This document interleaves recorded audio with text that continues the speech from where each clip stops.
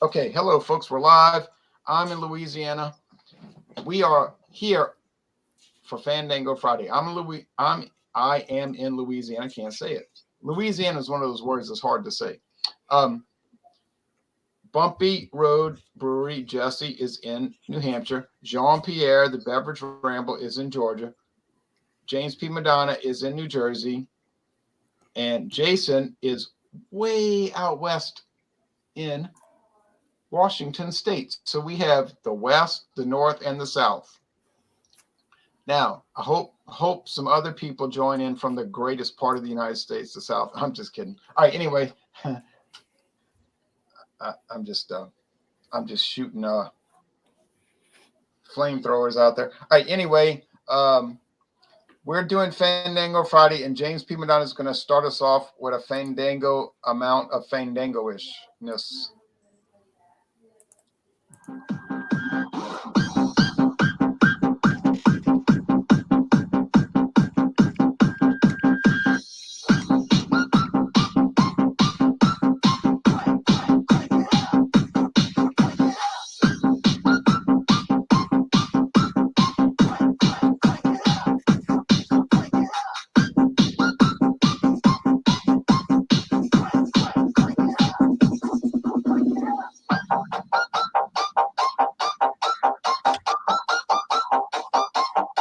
Let's go.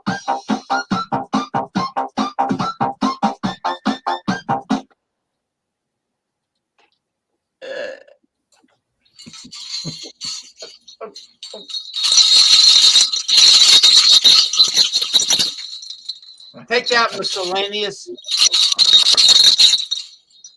Oh boy. The guy looks like he's constipated all the time. Anyway, it's Fandango Friday already. The weeks are flying by. This is the winter solstice, Yule, Festivus, Krampus Day, month of good food and grog. Well, third week of Advent. That's right. That's right. That's right. Welcome, everybody.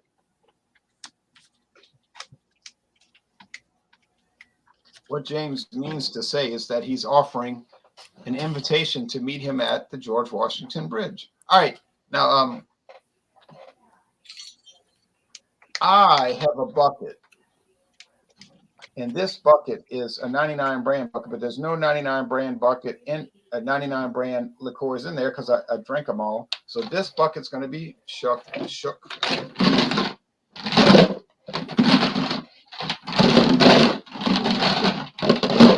in the freezer. So here we are in Louisiana. It's warm. It's about 72 degrees in December. It got down to a low of 68 last night, 68 degrees. I was hot. I was laying under those covers. I was like, I'm hot. You know, it's warm. There's Tyler. 68. She does you and you owe her one. Well, all right. So there is Tommy. Cheers, Louisiana. That one went right over the head here, James. That was a good one. All right, so let me reach in there without looking. Oh, what is this? Paul Masson apple. Okay, Paul Masson Grand Amber apple since 1880. Oh, sorry, 1852. Well, that's not really true. The man immigrated to the United States in 1852. He did not step off the ship and immediately start a winery, all right? But whatever, you know, whatever you want to say, whatever fantasy you want to entertain. He did start a winery in a distillery. It's called Paul Masson. They make brandy and every sort of wine, a lot of dessert wines, which James brought up some good ideas in a private chat. But this man, Paul Masson of France, died in 1940. His family did not want to run the business, so they sold it. And now it's owned by our little friends at Sazerac. All right, now. Bless their hearts, Sazerac. Bless their hearts and their billions of dollars. It's a family-owned company, though. They have no shareholders. There's no board of directors. There's Mr. William Goldring and his wife, Mrs. Goldring. All right. And they are not Presbyterians. All right. Anyway. Are they related to Goldmember from the Austin Powers movie? I think they are. Or All right. Goldfinger. Now, I love gold. I think they are related. So anyway, Your one more thing about William Goldring. His father, Bill Goldring Sr., started the big enterprise, really. But what happened was they used to own a distributorship in New Orleans, well, about a quarter mile west of New Orleans. And the U.S. government came in about 10, 15 years ago and said, you cannot own a distillery and a distributorship concurrently. So he was forced to give it up. So he sold his distributorship to obviously probably family and friends. But anyway, that's what happened. All right, now here's Bumpy Road from New Hampshire, and he's going to tell us about his liqueur situation. Yeah. So I was going to bring something else because I thought it was a liqueur, but I'll be adding that instead to this liqueur, which is de Kuiper. Peach tree. This is peach schnapps coming in at a whopping 30 proof, which is 15 ABV. So I have had imperial stouts that are higher ABV than this. I was never a fan of peach, but this was the first thing I grabbed out of the wife's liquor cabinet. So the Kuiper is an old Dutch company.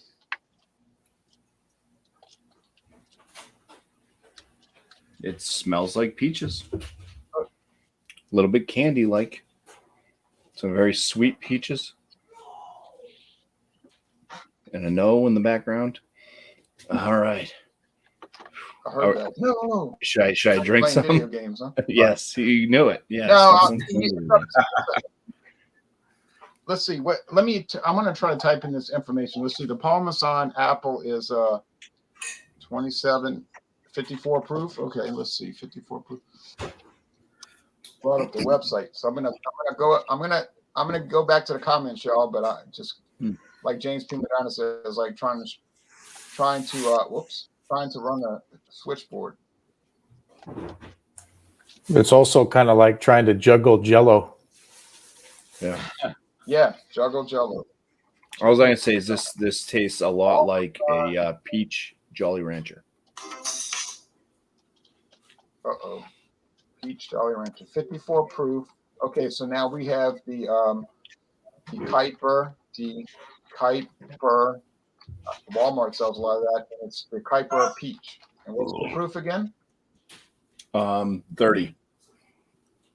30. I don't think there's a the Kuiper website, but we'll try. Okay, so I'll save that, and I'll show it. This is dangerous because it doesn't taste like alcohol at all. So you could get wrecked. Yeah. It's really like a melted peach Jolly Rancher. Like drinking a Mai Tai. Right. Where's it 8 degrees, Claude? 8 degrees and snowing in winter. Jean-Claude Park, Colorado. Okay. Diamond. Park, Colorado. All right. Hello, Say Zach. hello to Mr. Hanky for me.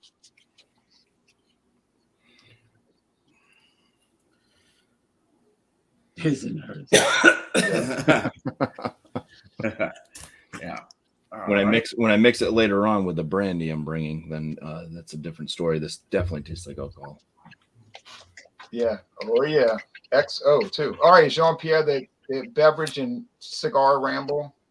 Okay, good evening, gentlemen, everyone across America and around the world. I am drinking the 99, also peach. I have the 99 peaches I have here. This is, of course, 49.5 ABV, and of course, 99 proof.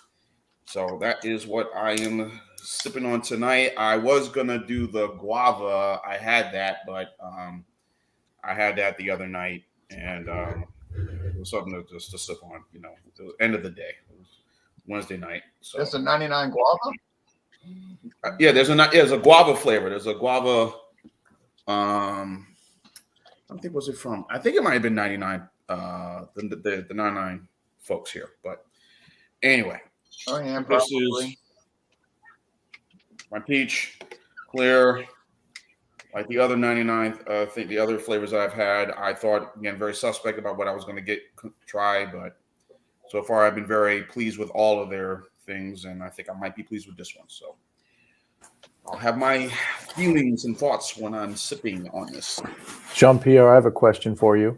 Yes, sir. What size in milliliters is that bottle? I think it's a pint? No, 100 milliliters. And maybe this is a question for the panel. Is there a standard size travel or what you would call an airline bottle? Is that standardized or is it subjective? Yeah, it's 50 milliliters. Yeah, it's 50. The airline bottle is 50, and so Jean has a double size. Yeah, double shot, they call it. When we go to the liquor store, me and my brother. Double shot Jim Beam. Thank you. I say, why not serve it at the serving on the airport, right? On the airlines. Well, John, if you're going across the ocean, you know. Now here's James from New Jersey. All right.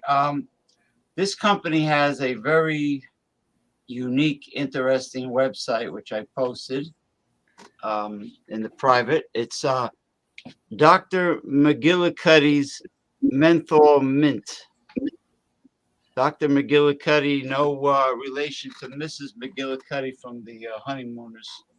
But let's see here. Established 1865. It says world famous, even though I never heard of it until recently. Menthol Mint, 24% alcohol by volume, only authentic when signed. And then it has his signature, a copy of his signature. It says here, intense menthol mint. So that's 24% alcohol. It's a liqueur. It says it's served chilled, of course. Produced by, bless their precious hearts, Sazerac, Frankfort, Kentucky. Yeah, they own everything. A monopoly on booze. It looks like, yeah, Sazerac, Dr. McGillicuddy, and if you bring up the web page, you'll see what I mean by a very interesting I am going to do that. website. I like the spelling of that. It's with D's instead of T's. Yeah, Cuddy. Well, it's intense, and it's minty. Yeah.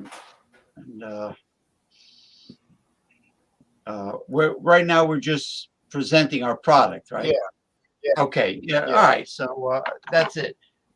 Intense menthol mint, 24% alcohol by volume. Hey, Daryl, Messias, Northern California. Hello, Jordy. Jordy's here. Hey, Masumi. Good morning, Masumi, from outside of Tokyo. It's 7:44 a.m. Saturday there. Hey, there he is, Jordy. Yeah. So that's it. Old McGillicuddy. He has it. It's All right. His name is Aloysius Percival McGillicuddy. Aloysius. Yeah. Aloysius. Oh, that's how you spell Aloysius? Oh, I didn't know that. Yeah. Aloysius Percival McGillicuddy. Could you imagine the teacher in first grade? Aloysius, raise your hand if you're here. Aloysius.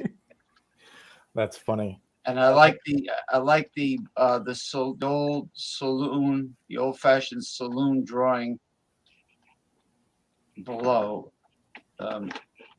If you we're gonna try to look at all the websites. Okay, Get the Jason websites going. Washington State. Yes, hello, folks. And we have 1 week until St. Nicholas makes his flight around the world. So make sure that you've been good or bad this year. I'm Otherwise, sure, regardless, they will find some way to get something in your stocking, right? Yeah, you get charcoal in your stocking. So this is about as cold as I could get it. This is a bottle of Yukon Jack. Only the strong survive. Oh. Look at that Oh, guy. I'll try to get it in here. geez. That's been on Look the at that market. coat. That's been on the market. Yeah, it's been on the market since 1974.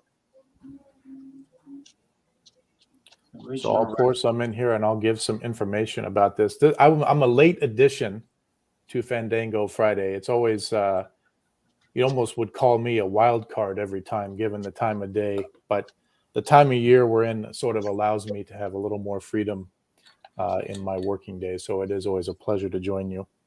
Yeah, but you're a long-time follower. Very long time follower, probably over 10 years following Jay Terrio. His first beer review ever was a Budweiser. Yes, that's right. So this is what it looks like poured. And I'll give you some facts about this. This is 50% alcohol, 100 proof. So it's not for the faint of heart. As Jay mentioned, it's been around since the 70s. And it is a Sazerac brand. It feels like that's the theme we're going after for Fandango Friday, brands of Sazerac. Yeah, we should take the whole liquor store, apparently. Right.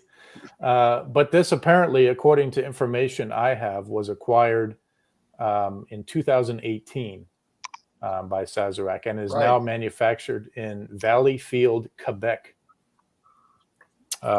This is known as the black sheep of Canadian liqueurs. It is essentially Canadian whiskey blended with honey. You can see the color there.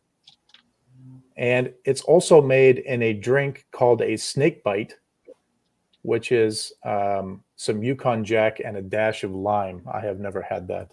So What's the that's ABV? what I'm bringing.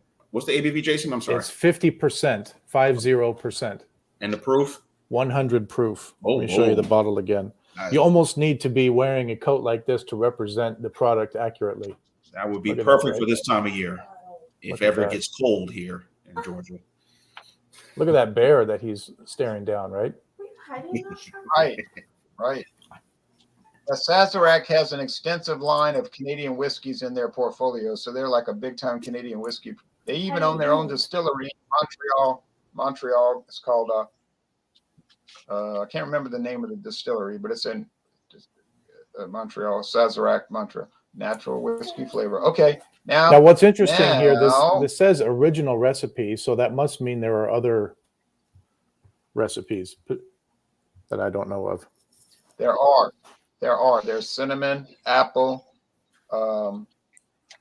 There's a new one that just came out this morning. It was announced this morning. I posted it in Alcohol Eggs. It's called Yukon Jack Barrel Proof. It's 155 proof.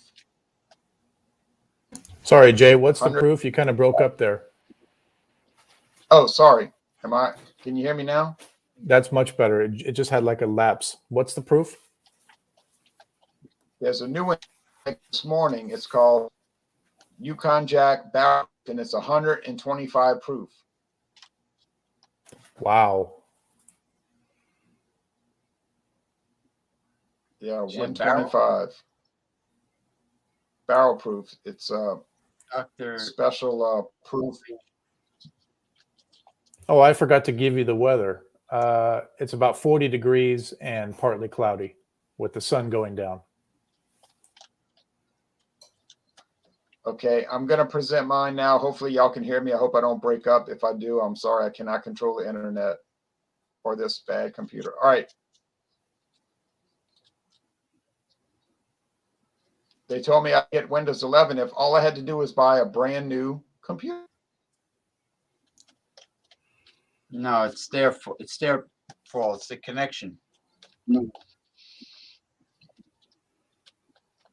Yeah, Microsoft told me if you want Windows 11, you can get a brand new system, which we can recommend certain ones for you that they just happen to be involved with.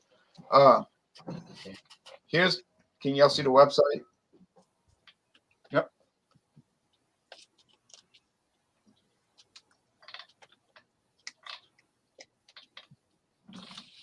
All right, so I have the Parmesan. What's the one I have? Parmesan apple, right? Okay, can't even remember. Parmesan apple, a delectable flavor of fresh green apple, rich and juicy, balanced with the warm notes of Parmesan brandy. And I did what did I do before? I did the pineapple, I think. And there's peach. I think I did peach. There's red berry. It's bottled by the Sazerac Company of Louisville, Kentucky. So, but I'm going to try to find everybody's website eventually. Y'all just have to be patient with me, you see. All right.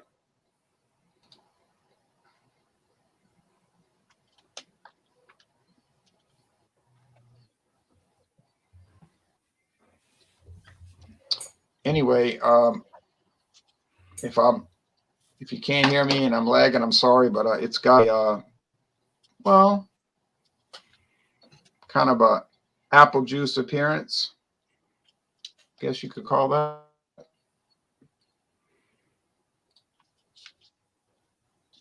We'll get back to the websites later. And let's go with the aroma. I've never smelled this or tasted this in my life. Smells like apple flavored brandy. I don't know what else to say. It smells like plum brandy with apple flavor in it. Let me look at the bottle real carefully. It says Louisville, Kentucky.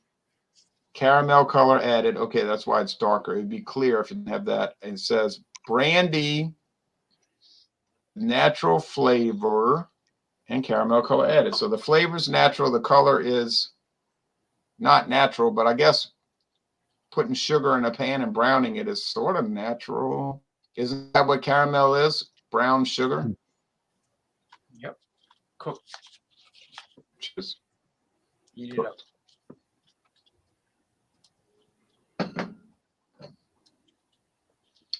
my mother used to make pralines. Or pralines, as some people say, pralines. Prawn leans. You could put shrimp, caramel coated shrimp. Prawn leans. She never did that. But she made some good pralines with the pecans in it. Okay. Well, okay. This tastes like green apple skins, and very mild Parmesan brandy. Their base model brandy. If I was ever looking to drink brandy flavor with apple, and I would not be looking to do that, but if I was, this would be perfect because honestly, it tastes like apples. I don't know what Sazerac uses for their flavorings, but it's a commodity product that they buy called natural apple flavoring, right? It might be in a powdered form. It might be in a form of like a syrup. I don't really know. I'm not a food scientist. The body's medium. I'll tell y'all about liqueur, though. If you want to enjoy a liqueur, you have got to, James P. Madonna and Jean-Pierre will back me up. You have got to have it in the freezer. Not in the fridge, the freezer. These things have to be dead cold. If you don't have them dead cold, you are asking for an unpleasant experience. And I think that's what They're not going Ronnie Simpson was doing. I don't think he was. He says he don't like liqueurs, but I don't think he was chilling them. No, he was buying them at the store and coming home and putting them in the fridge for an hour and a half. That's not going to work. Forget it. It's going to be bad. It's not made. You got to put it in that freezer for days and days. Well, this tastes fine. I mean, it tastes like a green apple. I'm not going to play this up or overplay it. That's what it tastes like, a green apple. There's not much else to say about it. I like the Parmesan regular brand. So if I'm going to drink their portfolio, I would drink the Parmesan VS and the Parmesan VSOP. That's my preference. I know if you go to California, besides seeing drug addicts and hobos and a lot of litter, you can find Paul Masson specialty brandies that they only sell in California, but in a heart-shaped bottle. But you're not going to find it anywhere else, apparently. But anyway, it's fine. I'll give it a good score. I had it. I tried it. I've done it. All right. Now we're going to go on to, I think Jesse was second, and he's going to talk about the Kuiper. I'm going to try the website where you're talking. So if you don't hear, it's not ignoring you. I'm trying to do search. Okay. Okay. So I'm not a liqueur drinker. I hardly drink hard alcohols ever. But this peach tree from the Kuiper Peach Schnapps is at 73 something degrees because I just took it out of the liquor cabinet that my wife has. She was a bartender before, and she accumulated a bunch of different drinks to make different mixes because she liked to do that. And as I mentioned before, this one is extremely sweet. It's got a very rich peach aroma. Drinking it, it tastes just like a Jolly Rancher, like a peach Jolly Rancher. It's very candy-like. 15% alcohol. Doesn't taste like there's alcohol in it at all.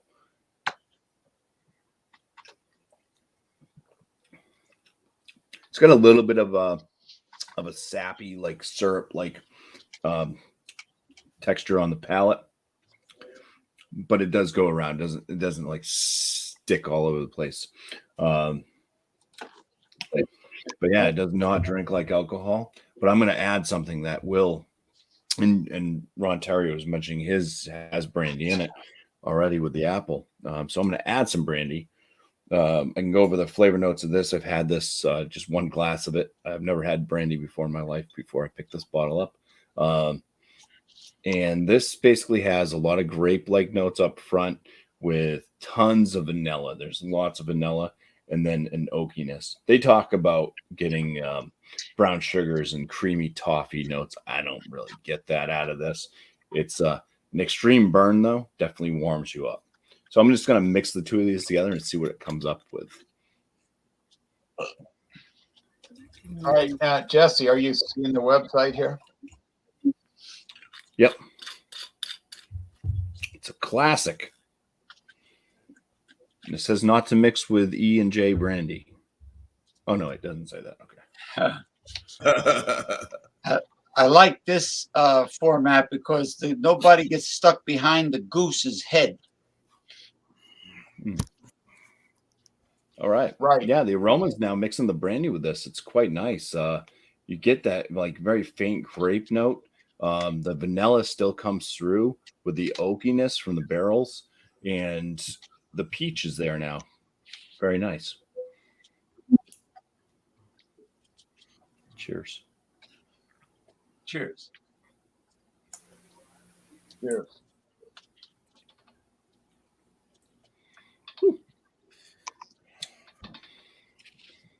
Now it's a warm vanilla peach for the most part. All right.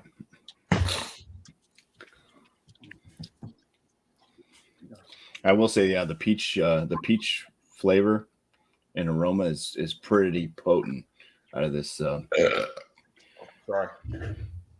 peach schnapps stuff here. It's because just a very small amount with a little greater amount of the brandy, the peach is still able to shine through both on the aromas and on the palate. So the extra sweet peach. Now, do you see what they're saying here? Many of the natural flavors used in our De Kuiper, right? De Kuiper products are derived directly from botanical sources, just like in gin. This allows stuff to happen. Yeah. Well, gin is juniper berries, I believe. Yeah, but they have a bunch of other botanicals that they mix okay. into. Like a Tanqueray probably has those, what the better gins probably have a nice array of botanicals. Yeah, you find like lavender and a bunch of various other.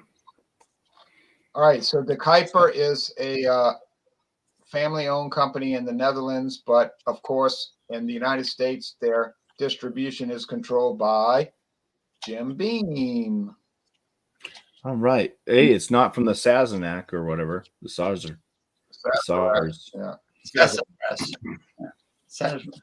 I need to go back on that tour, Jay. The Sazerac tour. That was a fun tour. Yeah, we had time that day, didn't we? Yes, we did.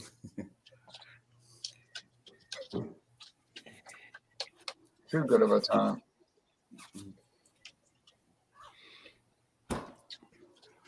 That definitely works with the mixing. So happy. And my stepson's now banging because of the video game. All right.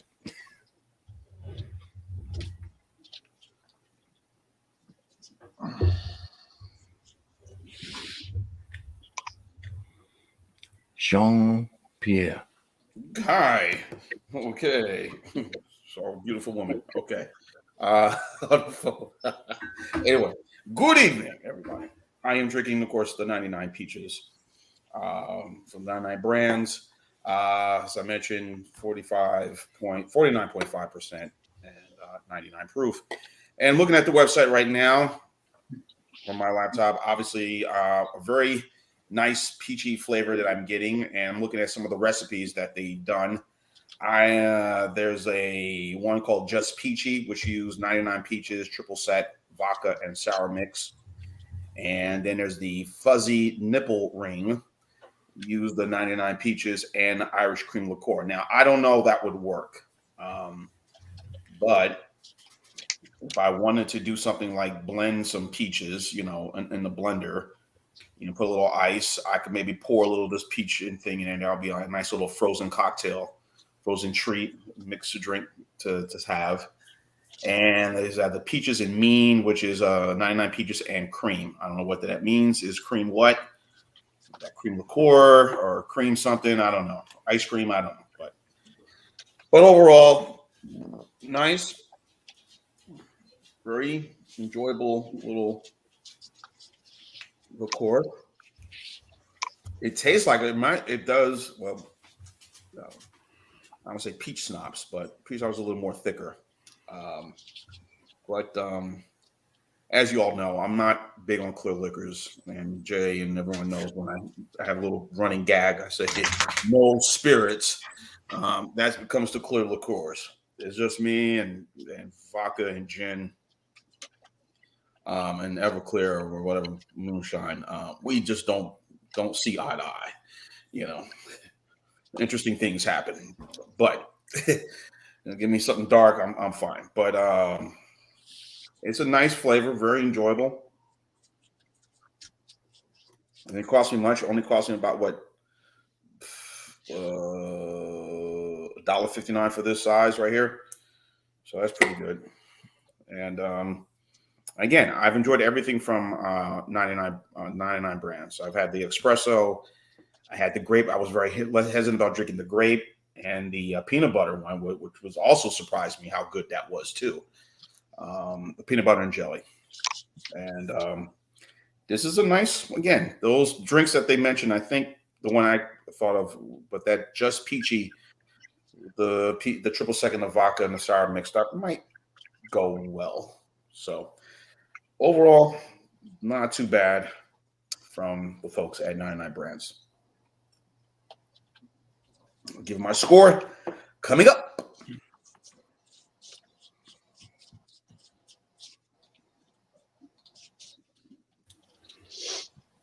Did you have that cold, Jean-Pierre? Oh, yes. I had it cold for 2 days. That is the way it's supposed to be done. Only thing I will take out room temperature, obviously, dark liquors. But Mine was perfectly fine at 73 degrees. I like the thermometer in the glass. We should almost add that as a little. yes, So yeah, it's a nice little bottle, nice size, and again, those recipes, those cocktails are pretty, interesting, pretty good, So might bring a cocktail to my brother's house for Christmas Eve. They're doing something Christmas Eve. Them and the kids, I don't know, but I will be there. What? Let's party! Hey.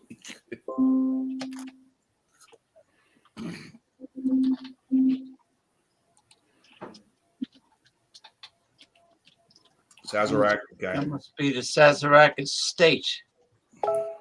Nice. Sazerac rye. I wonder if they make Rubens. Yeah, I mean, it was the history of that place when me and Jay and David were walking through there. I was like, wow, stuff I didn't know. And I'm glad we went on that tour. And I'm just like, man, that's just very good stuff. Oh, they make like a lemon jello? Man, that must be really tasty. The lemon jello. Lemon. Oh, I've had that DM more before. I like the amaretto. McGillicuddy.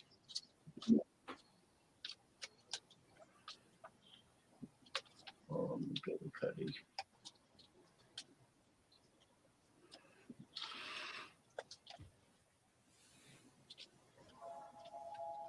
All right, James.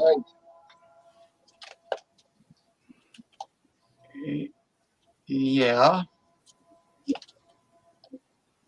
You can start presenting yours. I'll show the website. I'll show the websites.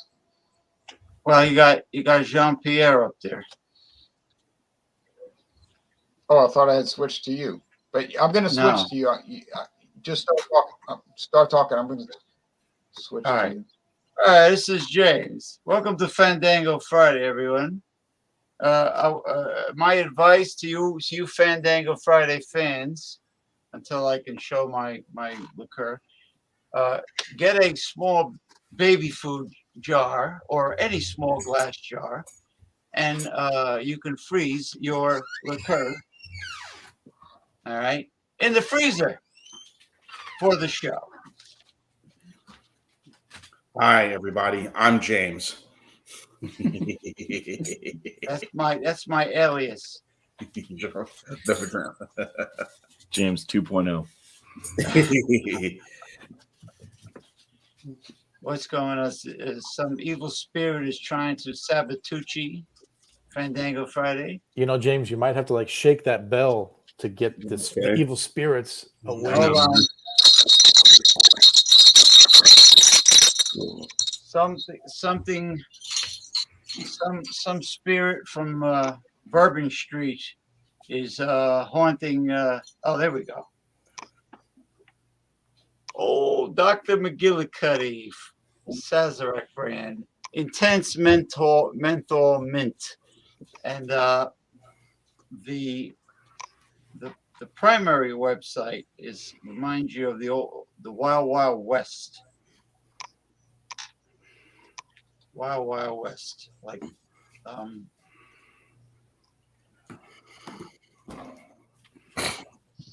it smells intense because it says intense, but it actually does smell intense.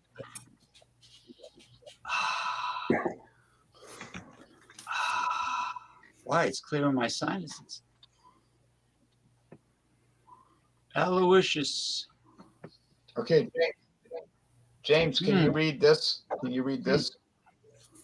Hold on. Man. Dr. McGillicuddy cut. Hold on. Dr. McGillicuddy was the rare combination of a wise man and wise ass. Oh, he sounds like me. His departure from this mortal plane leaves us all slightly sad. But Be not downtrodden. Hold your head high and your shot higher as we toast to the original straight shooter, Dr. Aloysius Percival McGillicuddy. And I like that group in the saloon. It reminds me all of the booze hounds that appear on all these shows. They have like a big, beautiful drawing. But I will tell you this: this Dr. McGillicuddy comes extremely close to the expensive schnapps from Germany, the mints. What the heck was that called again? Rumpel mints. Yes, except it's not 50 proof like Rumpel mints, but this comes pretty close in the mint flavor, very intense mint aroma and mint flavor. A casket on the bar. Why, is there anybody in there? Someone that doesn't want to leave the bar, I guess. I like that dog in the middle of everybody kind of Where's toasting. the dog? Yeah, I like that drawing. Yeah. That's everybody. There's two women there, right? One is Nina Yordi. Where's Ronald? Ronald Tirio's the head bartender and behind the bar in the middle. No, he's the one that's toasting. The guy in the middle next to the dog. I like that. Anyway, this is great. For a domestic version of a German peppermint schnapps. There's a curly mustache like Eric has. His pipe. Anyway, I like it. It's a pleasant surprise. It's not too sweet. It's mildly sweet, actually.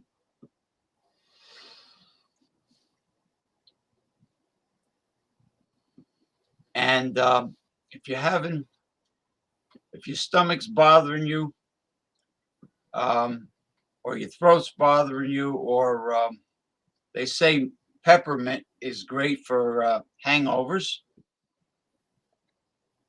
You want the weather? Well, it was in the 50s today, and that's too warm for me. I want real winter weather. Or was he being sarcastic, telling me to do like a 30-second review? I tell you, my reviews are a lot shorter than many people. You know. That's right. Damn right. Like I don't want to mention any names, but anyway, yeah. All right.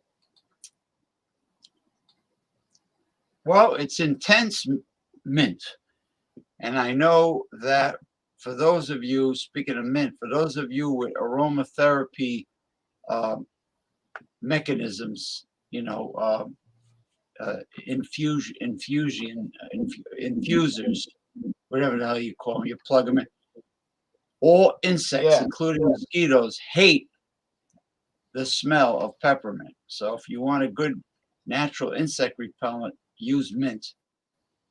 The commercial says rats and mice don't like it, but I wouldn't count on that. If they're hungry enough, they're not going to care about the mint. But this is a great liqueur, really. Wow, I'm glad to hear that. I mean, it is. It is for what it is.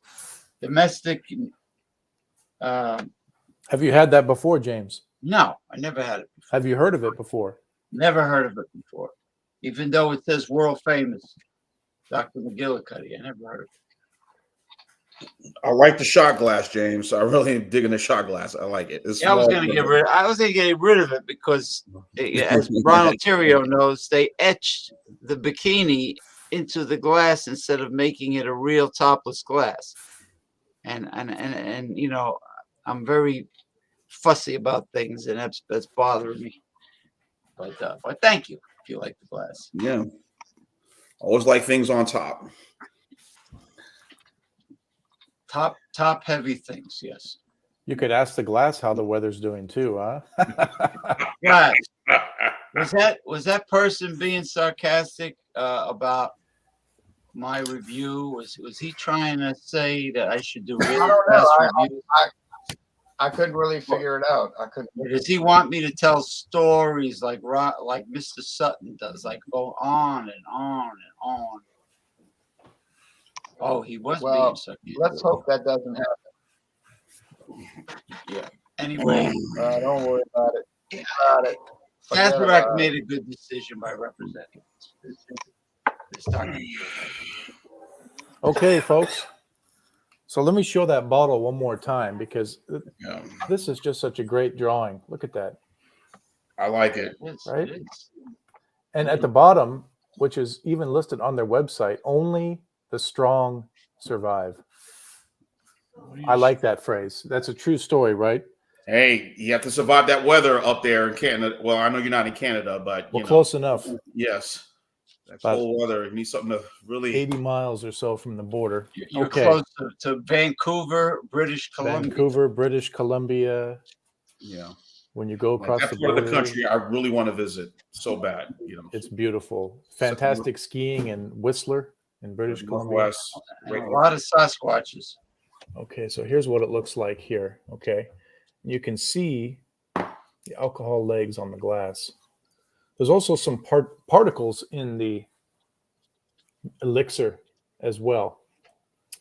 So let's take a look at the website here. Rugged, untamed, fearless. Wow. That's the personality of Yukon Jack. So I assume that this original recipe paved the way for all of the others, such as fire, apple, honey. What was the other one there? Snakebite, which is, I think, just original with some lime juice added. It's been a long time since I've had this. This used to be one of my go-tos on the golf course. We like to play a lot of golf here in the wintertime because the courses aren't as busy and you don't have to take all day. But the trade-off is it's cold, and you know how it is. You're trying to get around, try to swing a club and everything in the cold. It's tough. So we always used to have a bottle of this in our golf bag. We'd on the first tee box take a pull of this and maybe have a few more pulls out on the course just to kind of loosen things up a little bit. So that's primarily what I would do with it. I wouldn't necessarily have this around to enjoy or savor. This is more of just a shot down the throat to get everything going type thing. So with that in mind, the aroma, and I've been smelling this while we've been on the air here. I'm sure you've all been to the doctor and they've all prescribed you that prescription cough syrup. This is exactly what that smells like. It's not pleasant. Mm. Although I do sense some honey there, but it's not pleasant at all. So the taste, so this was in the freezer, but it's warmed up in the last 45 minutes or so. So we'll give this a try. Cheers. Cheers. Cheers. And I must say it's very thick. The consistency is very thick. And the finish is very long. And you do taste the honey. Maybe orange. Very little of the whiskey, but it's very potent. It burns as it sort of goes down your throat as well.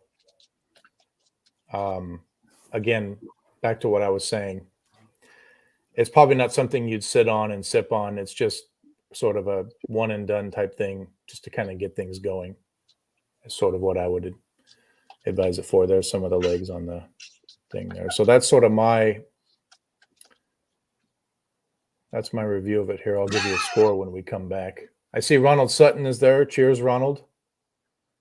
Espionage. I enjoyed listening to your many stories on Eric's program when you reviewed the Hofbrau and Leinenkugel collaboration. It was very enjoyable. Did he have a hams with him? No, but he No. mentioned that No. Hams is considerably cheaper.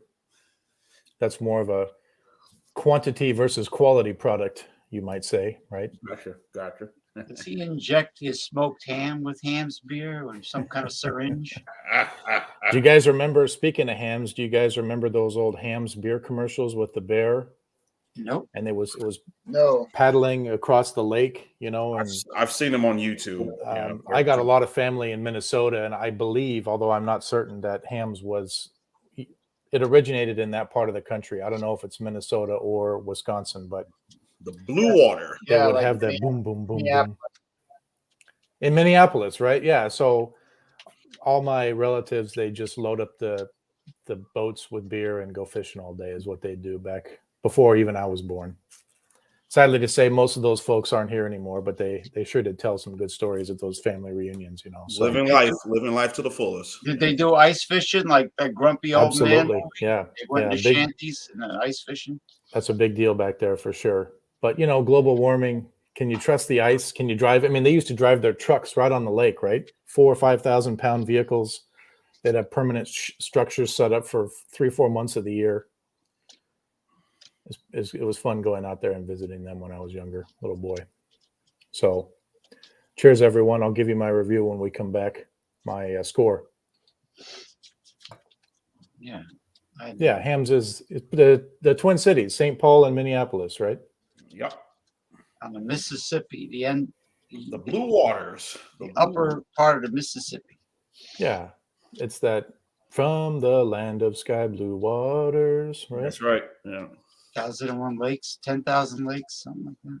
Yeah, you guys probably know this, right? Before Los Angeles was Los Angeles Lakers, they were the Minnesota Lakers, right? The land of 10,000. There's not a single lake in Los Angeles, but yet you've got small lakes. Everybody has a pool, right? So maybe there is 10,000 lakes in the city of Los Angeles if you count everybody's pool.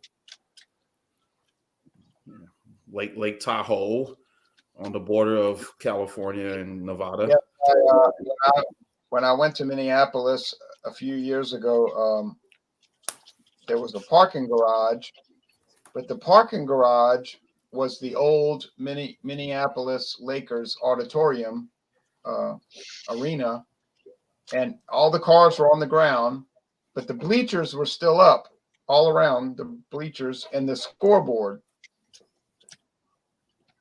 It was strange, and it was the old where the Minneapolis. Yeah, it was where the Minneapolis Lakers played basketball in the NBA in the 1950s. And another strange thing, there were dozens of wild rats running all around in the yard in front of the auditorium. Like Minneapolis was infested with rabbits just running around, like wild, like in the middle of the day. Yeah, and I said, look at all these rabbits. They just were ignoring people, and they were so used to the people.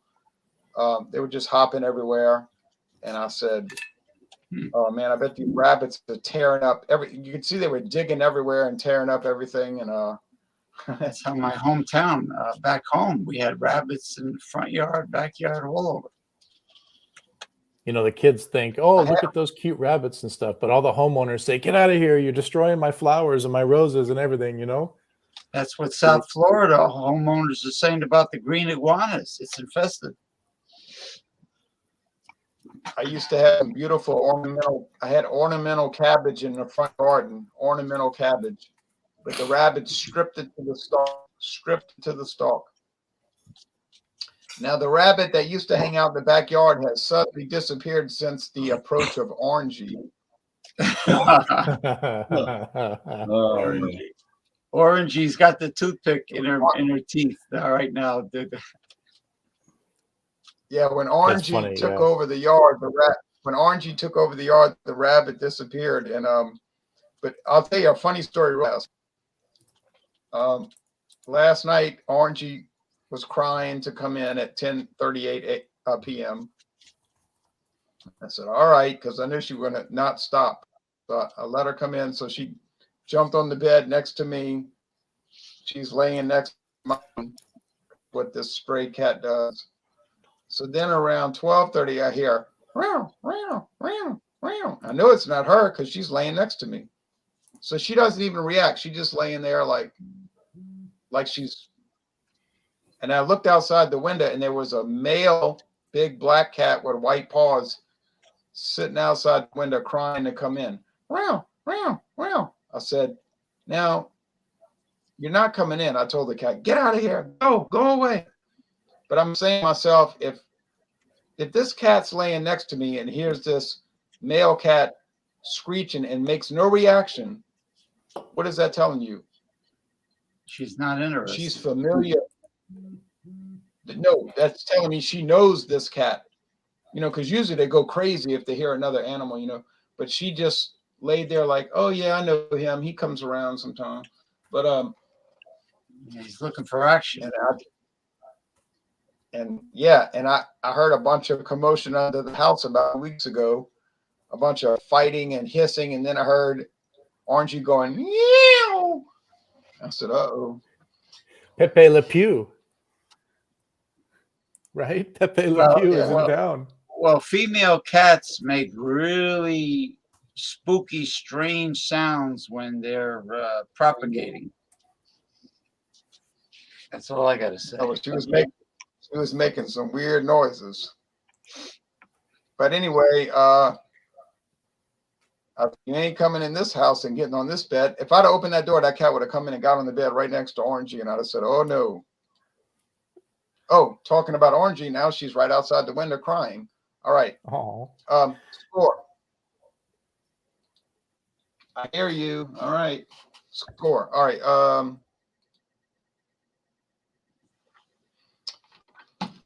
I like this product. I don't really like Apple products, but I mean, they don't make it for me. They make it for people who like Apple products, right? So I don't see any reason not to give it an A. I think it's a 93 out of 100.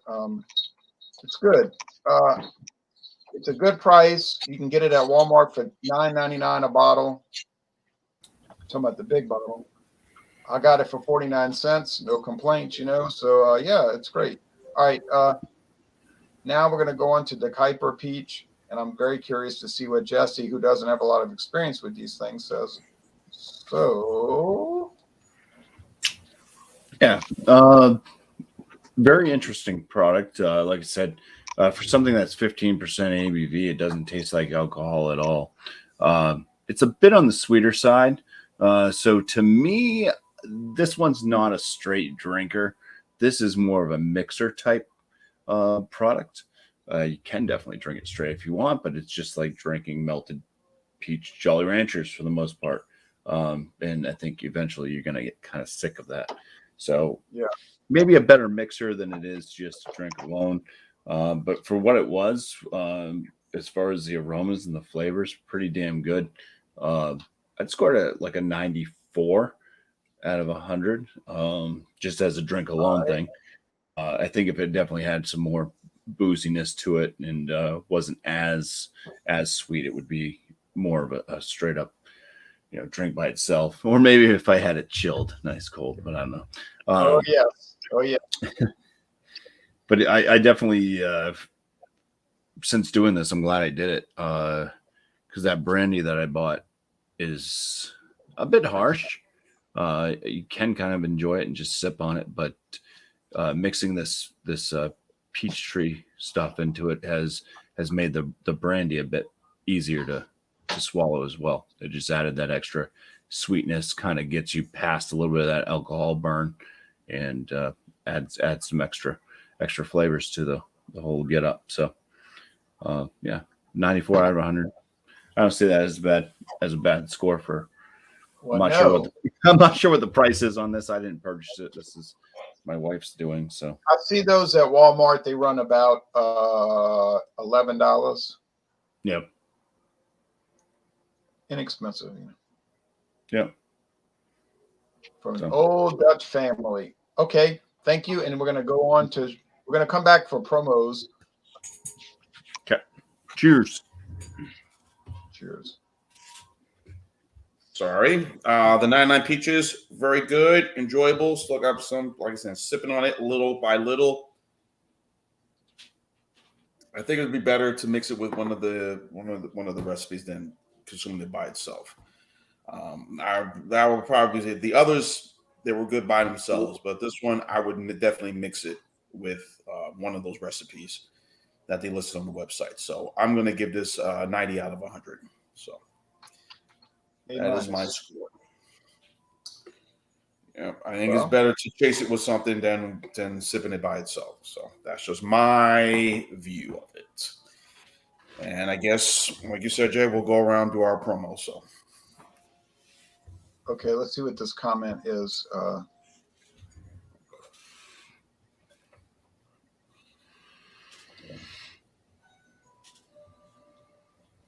that's right, George Thorogood and the Destroyers. Yes. When I drink alone, I prefer to be by myself. All right. Okay. By Sazerac, Dr. McGillicuddy, Intense Menthol. Mint. Okay, now considering the fact that there are mint liqueurs that are superior to this, even though this one is really good, I will.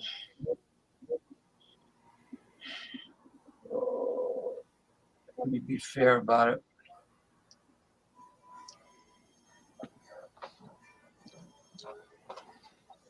I'll give it a I'll give it a 95% out of 100. I was gonna say 97, but there's just too many. After having Rumple Mints at 50% alcohol, I think 95 is not bad for a domestic. For a domestic, much lower alcohol content mint liqueur, even though you could call it a schnapps. So yeah, right. Well, now, when you say domestic, you mean North America. U.S., Canada. Yeah, North America. The quality of fermented beverages in general tend to be better coming out of Europe in general, except I think the United States is probably number one overall when it comes to craft beer. With the amount of breweries out there, I mean, in every state. So I gotta. I gotta say though, I have to tell you, I've been running across some duds lately. I did 3 beer reviews in a row this week, and they were all duds. And I paid a lot of money for those duds.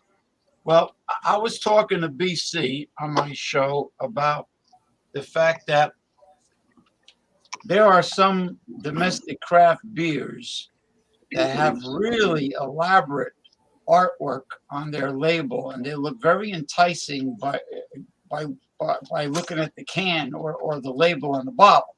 And then when you drink it, they're not impressive at all. And then you would have those with very plain, ordinary outward appearances that are great. And I've come across that. I've come across that. Now, but there's so many of these breweries in every state. I mean, there's really multitudes of them, and there's a lot of good ones out there. But there's also ones where I think they cut corners. Like I was not impressed by the ones I reviewed from my state, New Jersey. It's almost like they just cut corners in some way. I'm impressed by the craft beers from out west, the Midwest. Yeah. But not here. Now, New England has got fantastic craft beers. And what is it? Dogfish Head is in, where is it? Delaware? Delaware. Delaware. Yeah, that's a great company. That's a great company on the East Coast. And the Pump King Ale, that's from the South, I believe. That From company. Southern Tier, New York. New York. Oh, not the it South. is.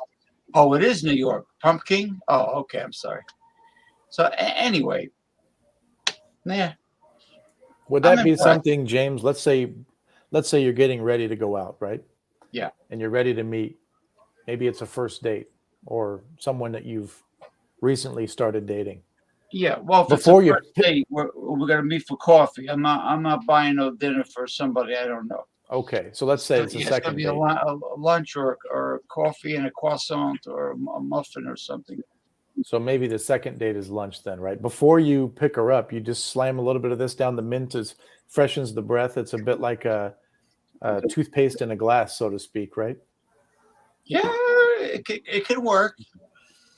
Why not? Some people call me Maurice. If she says anything about surf and turf, and we're not technically together, she's getting a fillet of fish sandwich and a Big Mac. That's gonna be her surf and turf. Ronald Sutton, I'm the gangsta of love. You're the doctor of desire, right? Yeah. But this guy Tony says that dating goes by the rule of the 3 T's. I can't say the 3 T's on Mr. Terrio's show, but I'll say it on my show. But in other words, if nothing's happening by the 3rd date, you're only meant to be platonic friends. You know, you're a smoker. Smoker, No. the Joker, the Midnight Toker. Da-da-da-da. I like smoked sausage and smoked ham, but not cigarettes. Oh, he's a cigar aficionado. Yes. Well, the Dutch master. Like the little good, the bad, and the ugly little cigars. Yeah, that's it. Stogies. Yeah. What was the one where Clint Eastwood walks into the barbershop and he says, "How much for a bath and a shave?" And then the barber's like shaving somebody with a straight razor. And he goes, "That'll be 75 cents." Oh, Mordecai, go fill up the tub. There's always a midget named Mordecai. Fill up the tub. Hey, Mordecai, fill up the tub. And then Clint Eastwood is in the tub with his hat on and the cigar sticking out, and he's down there. And then some guy comes in to try to shoot him, to kill him. Yeah, that was the good, the bad, and the ugly. And then the Was building that it? actually, before he gets shot, the building. Wasn't that Eli Wallach? Wasn't it Eli Wallach? Yeah. How much for a bath? And That might have been, yeah, because before the building, before he could shoot him, the building gets hit with a cannonball and the whole thing collapses in the Civil War, you know? Yeah. And then there was one where they had to paint the whole town like, what was it, yellow or green? Outlaw Josie Wales. Well, Josie, that was a good movie. Yeah, those are some. Yeah, Clint did some good westerns. All right, well, we got to go to Jason. We got to go to Jason so he can give his score. There's a message. People didn't bathe that often back then. Think about it. It's not like today. Ronald Sutton. Hilarious. Okay, let me get about my story. Yeah. Now, he's not far from West Virginia in Ohio. West Virginia, they have outhouses and tubs like that. I don't think they take a bath. The whole family takes a bath every Saturday night, right? In one tub. Well, that was the whole origin of throwing the baby out with the bathwater.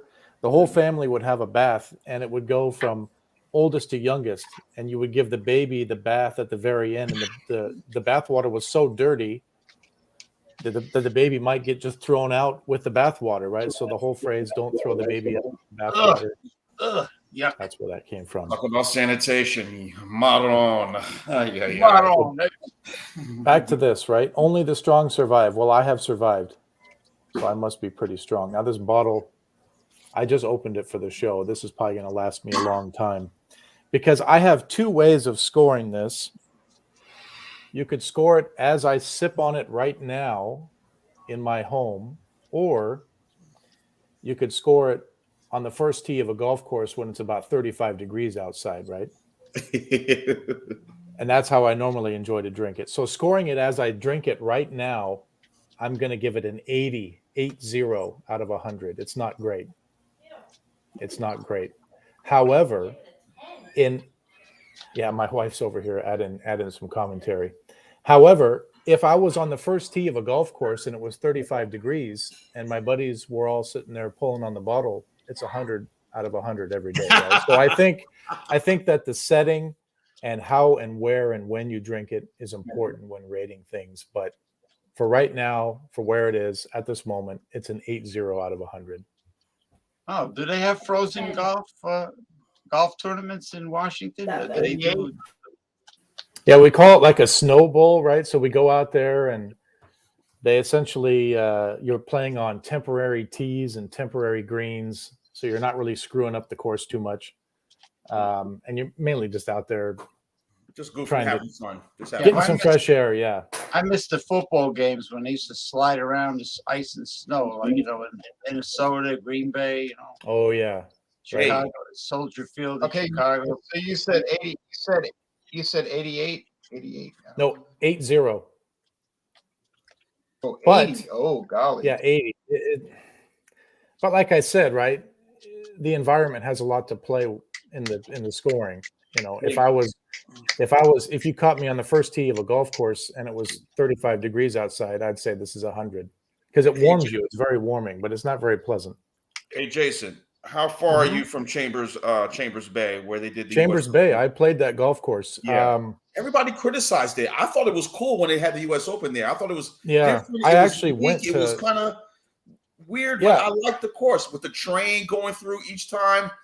With the passing back and forth during the tournament.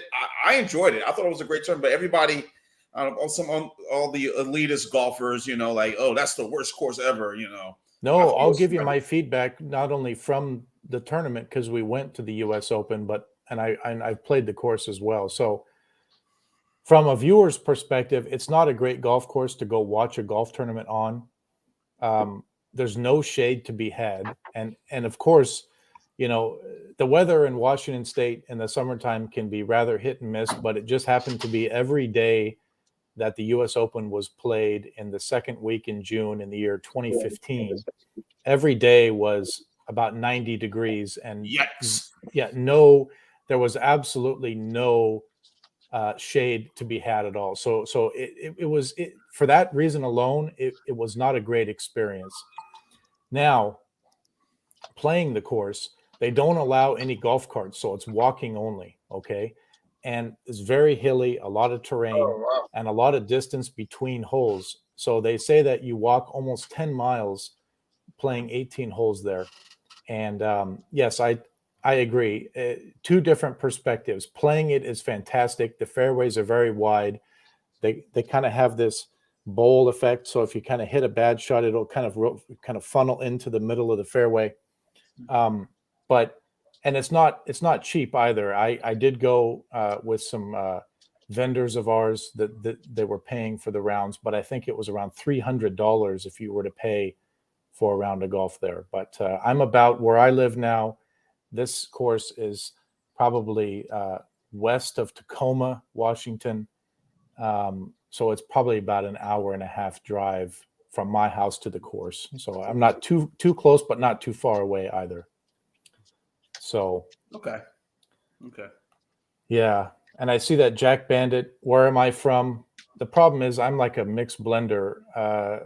I've lived in Seattle a long time. I spent a year down in Alabama, and I lived in Ireland for 2 years straight. So I kind of developed a little bit of the dialect from spending some time over there and then kind of coming back. But most of my family is from Nebraska or Minnesota, so I kind of have a mixed bag of stuff there. So yeah, in 1 week's time, From everybody. Ireland, you live in Ireland or Northern I lived in Ireland in County Cork. Okay. Which no, I'm sorry. What am I saying? That's the last company I worked at was County Cork. The company before that, I spent a lot of time in Ireland, was County Clare. That's where I lived, and I worked in County Limerick. Okay. And that was You weren't from in Nor- 2004. You were not in North. No, I did go to Belfast once.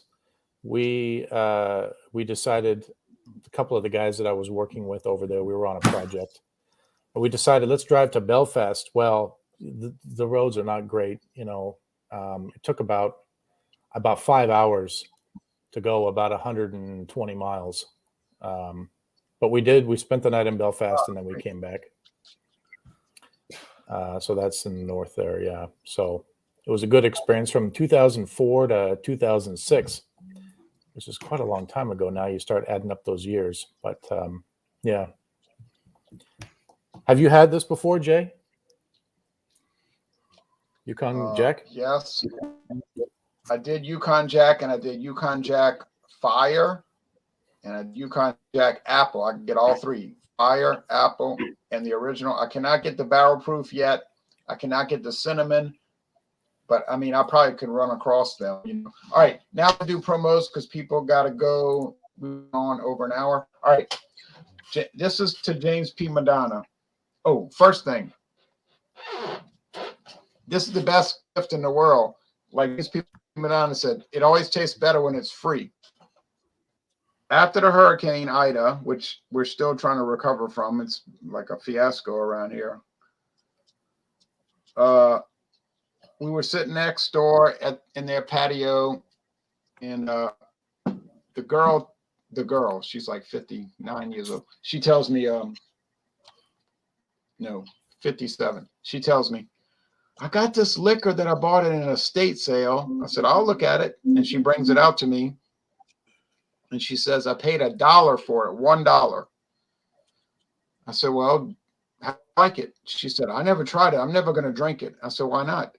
Oh, I don't drink liquor. She said, you can have it if you want. I said, I'm not trying to take your liquor. She said, no, you can have it. I said, okay. So she gave it to me. And I realized when I started examining it, this biscuit cognac is from 1954. This is a 1954 bottle. And she gave it. Isn't that amazing? She gave it to me. Think about that for a minute, because I think that it can't be understated. Somebody had this, they didn't drink it, they preserved it, it didn't break, you know, all these things, right? It's like the stars had to align for you to hold this bottle. It's insane. Yeah, and it's awesome. It's destroying all the other brandies I've got. It's killing them. All right, now, so it's a great, like James said on the Hangout the other night, it always tastes better when it's free. That was a great comment. And this second thing is for James, because he bought some Bacardi Black recently. And earlier this year, I was at a store. I'm not going to go into where the store is. It's not important. And I was walking around shopping, and I found this bottle of Bacardi Major Laser. Okay. Major Laser from Bacardi. It's dark rum. This bottle's from 2018. And I paid $7.99. That was the price, $7.99. Full size bottle.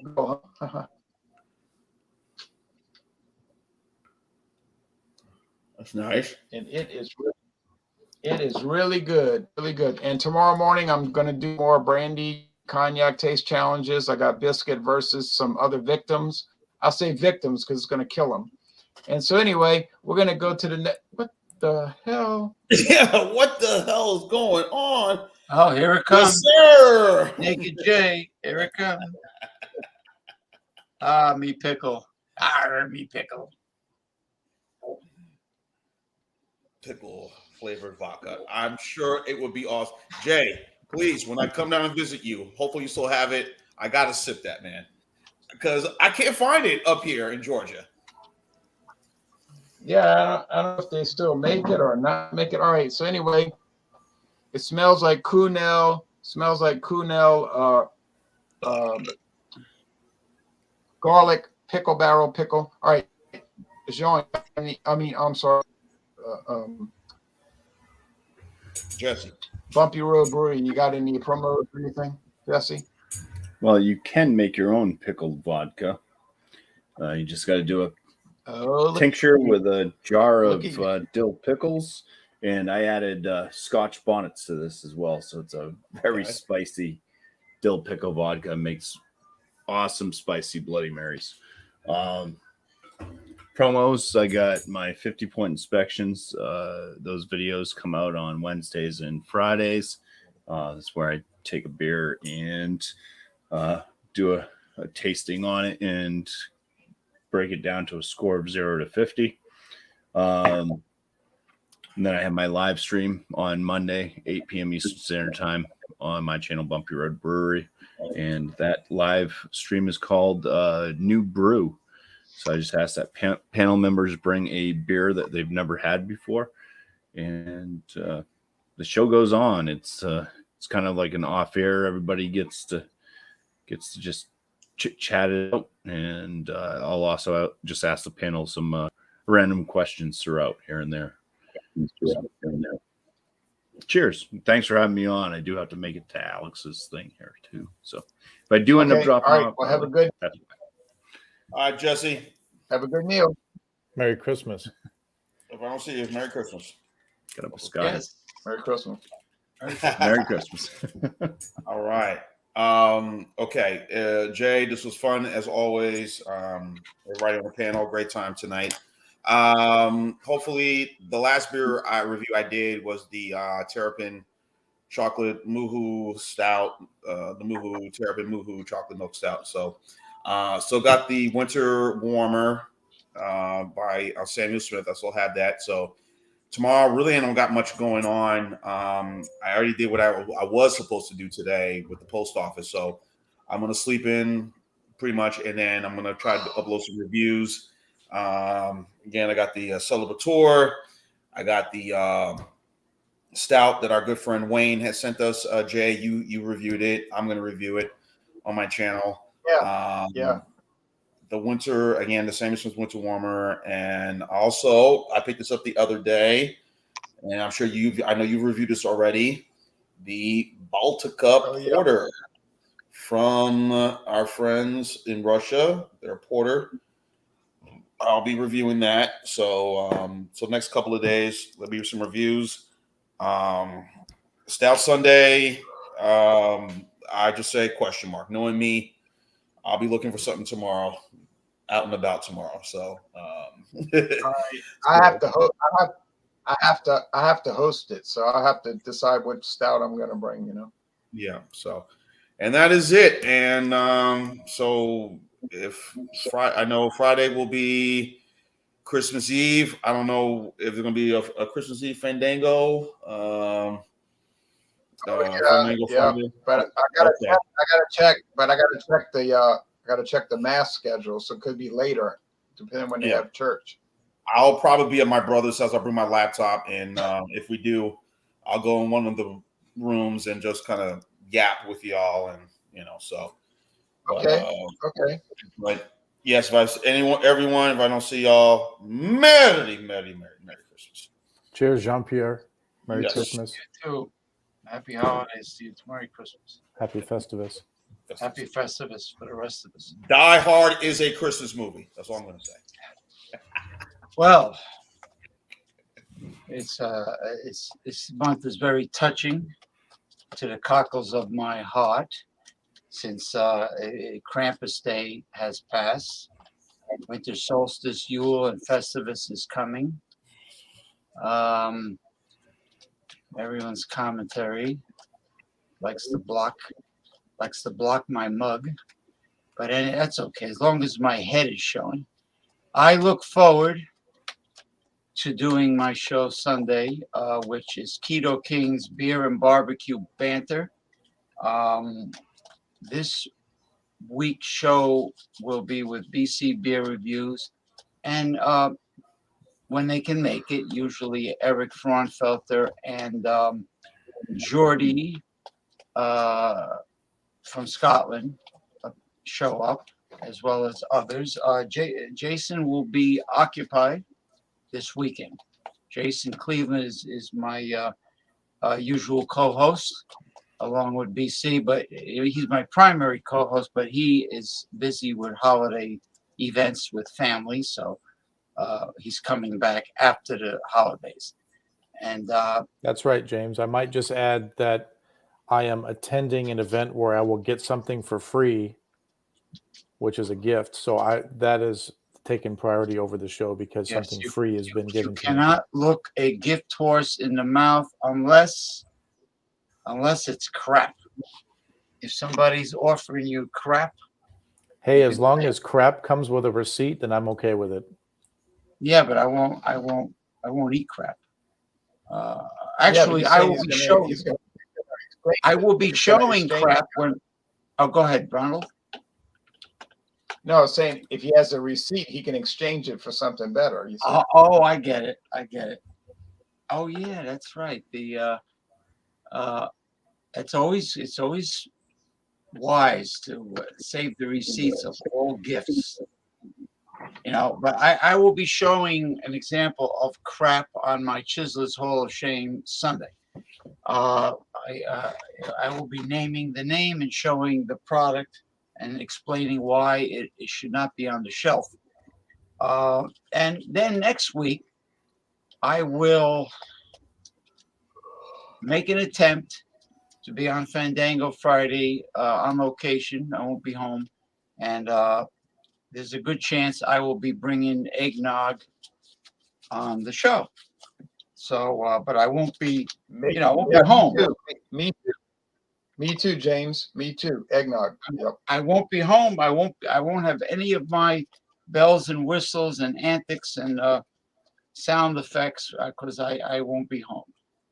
But I will be in good company, and there is lots of really good food that will be free there, and good company, and that's it. I'll be on the show by way of my Android phone. So, but I get the video, the live videos and audio are very good with my phone. I can't complain about that. All right, there it is. So as James alluded to, I am attending an event where dinner will be provided for free. And I hopefully, for showing up, will also receive a gift. So for those two reasons, I will be unable to accompany James on his show at 12 p.m. Pacific time on Sunday the 19th. But I would like to say that this has been a fantastic time. The whole panel here, fantastic group of guys. And I might just tell a story then to close it out since I have no promotions to give. So back many years ago when I was living in Ireland, they used to allow me to go visit my family, my parents and my grandparents and so on when I was right around Christmas time. So they'd book me a ticket and we'd fly from the royal we, as Big Lebowski said, would fly from the Shannon Airport to the London Heathrow Airport, wait about 4 hours for the direct flight from London Heathrow into Seattle. And if you've ever spent any time in the London Heathrow Airport, I call it a mall with airport gates. It's literally one massive duty free. You can imagine probably 99% of the flights out of London Heathrow Airport are international flights. So it's just one massive duty free store. So you have a lot of time to spend in the airport. It's easy to kill time.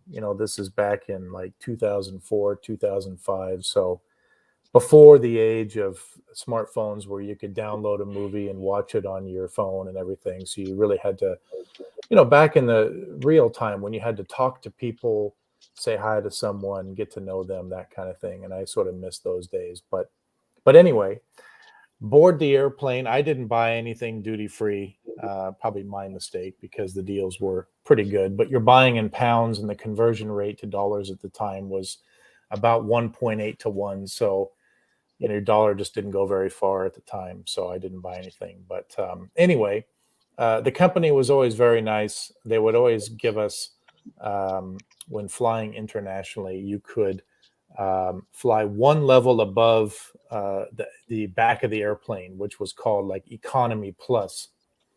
So it was a little bit of a wider seat, a little more leg room, and you had a screen in front of you that you could watch movies and TV on and stuff.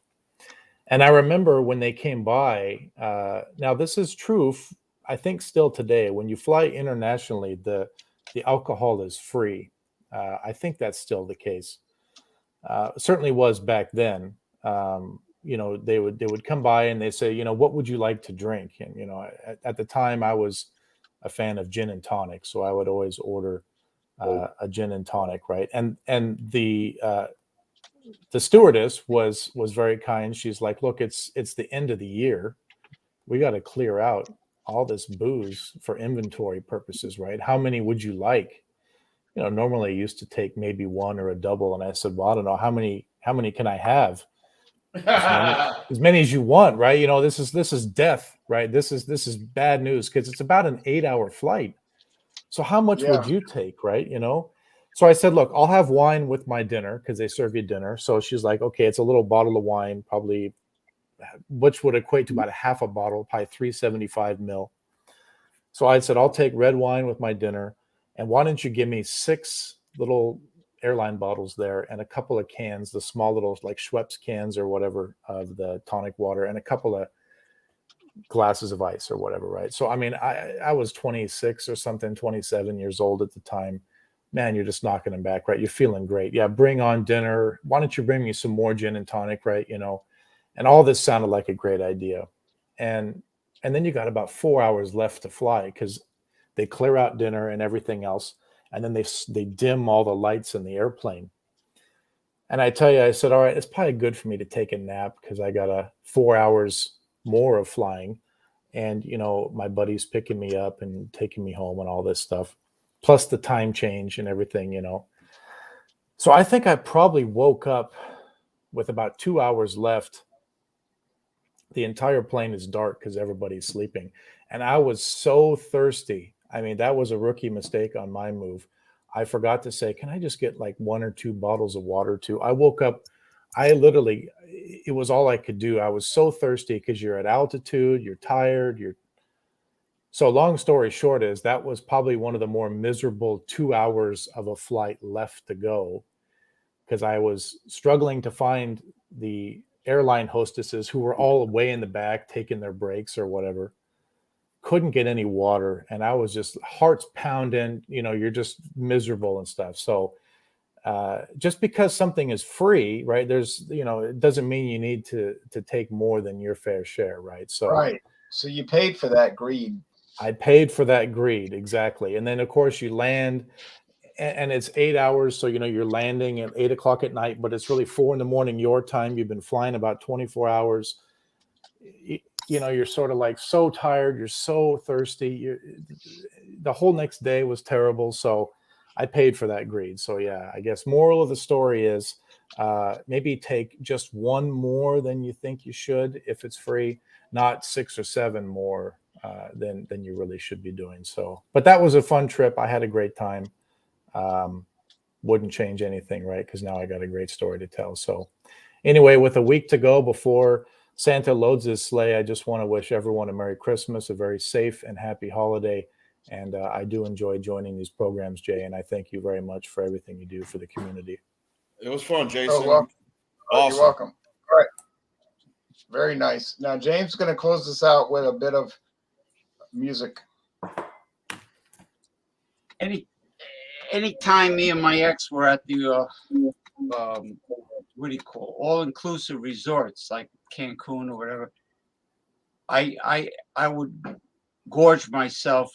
Anytime I'm at a great buffet, I would gorge myself because it's very enticing.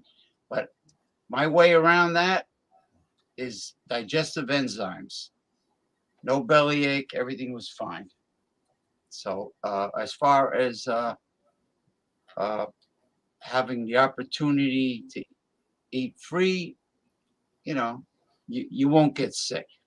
No, you Like don't. if you got slab after slab of prime rib and you take those digestive enzymes, you'll be fine.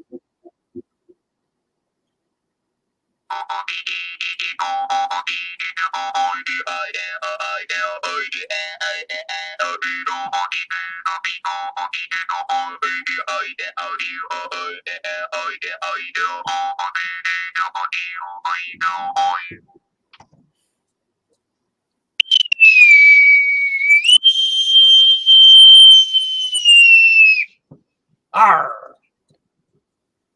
Another great Fandango Friday gone Yes, it by. was. Next week is the special holiday Fandango Friday. The holiday. Yes. I have some eggnog to bring. I don't know what I'll bring. I'll bring something. What? All right. We'll see. Well, y'all take care, everybody. Everybody take care and have a good night. And that's about it. That's right. Good night, America. Good night, world. We got some Chinese night. food, beef and mushrooms. Chow down. Oh, boy, that sounds good. Beef and Sounds better than mushrooms. what I ate. Sounds better than what I ate. All right, y'all take care now. Bye, everyone. Bye, bye, bye. Yo, come back now. You hear?